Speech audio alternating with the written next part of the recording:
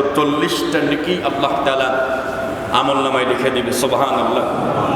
এই সূরার ভিতরে আল্লাহ সুবহানাহু ওয়া তাআলা কার কুরবানি আল্লাহ কবুল করবেন এই সূরার ভিতরে দ্বিতীয় আয়াতে কি আল্লাহ তাআলা আমাদেরকে জানাচ্ছেন। এই সূরাটি যখন নাজিল হয়, মক্কাতুল মুকাররমায় যখন এই সূরাটি নাজিল হয়,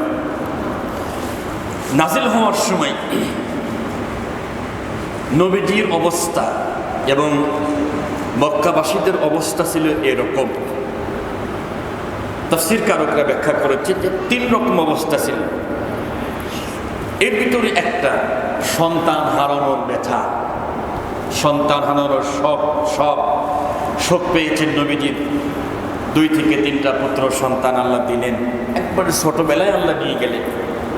এই একটা আমাদের বাংলাদেশে 2024-এ কত মায়ের সন্তান চলে গেছে না গেছে, সে ব্যথা কি শুকায় গেছে নাকি? শুকায় যায়নি। আপনারা দেখবেন যতবারই যত আন্দোলন হোক যাই হোক না কেন, নেতার ছেলে তারা কখনো মাঠে থাকে না। নেতার ছেলে যারা এমপির ছেলে বলেন, চেয়ারম্যানের ছেলে বলেন, তারা পিছন দিক থেকে লিড দেয়। সামনে যা হয় হোক, নবীদের সন্তান চলে গেলেন। 2 নম্বরে জুলুম এবং নির্যাতনের বার্তারা ইসলাম ধর্ম গ্রহণ করেছেন, মুখে উচ্চারণ করলেই বা যদি শুনতেও পারে ধরে এনে জ্বলন্ত অঙ্গারের উপরে, জ্বলন্ত আগুনের উপরে শায়িত করে দিত, হাত পাও বাঁধা অবস্থায়। নাউজুবিল্লাহ, কি পরিমাণ কষ্ট পেয়েছে। 3 নম্বরে চারিদিকে শুধু অপপ্রচার,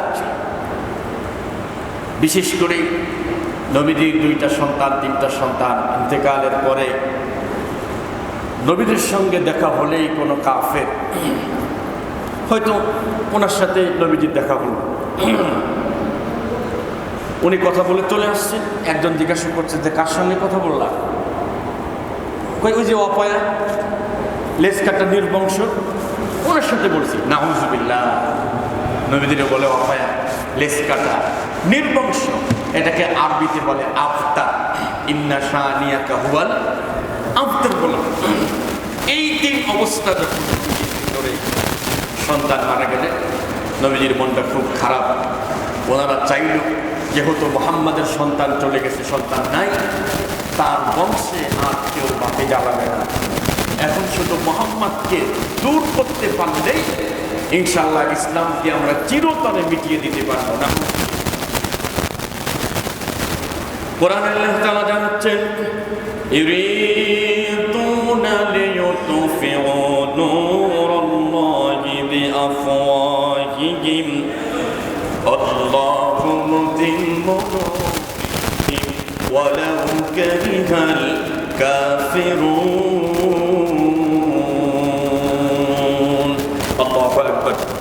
সূরাতুস সাফ, কুরআনুল কারীমের 28 নম্বর পারা, 11 নম্বর পৃষ্ঠা, 1 নম্বর রুকুর 8 নম্বর আয়াতে কারিমা আল্লাহ তাআলা বলেন, ইউরিদুনা তারা চায়, ইউতফিউ নূরাল্লাহ, আল্লাহর নূরকে তারা নিভিয়ে দিতে চায়, বিআফওয়াহিহিম, তাদের মুখের ফুৎকার দিয়ে, মুখের ফুৎ দিয়ে তারা আল্লাহর ইসলামকে, কোরআনকে তারা মিটিয়ে দিতে চায়। অথচ আল্লাহ তাআলা ওয়াদা করেছেন, আল্লাহু মুতিম্মু নূরিহি, আর আল্লাহ নিজেই তার নূরকে পরিপূর্ণ করে দিয়েছেন।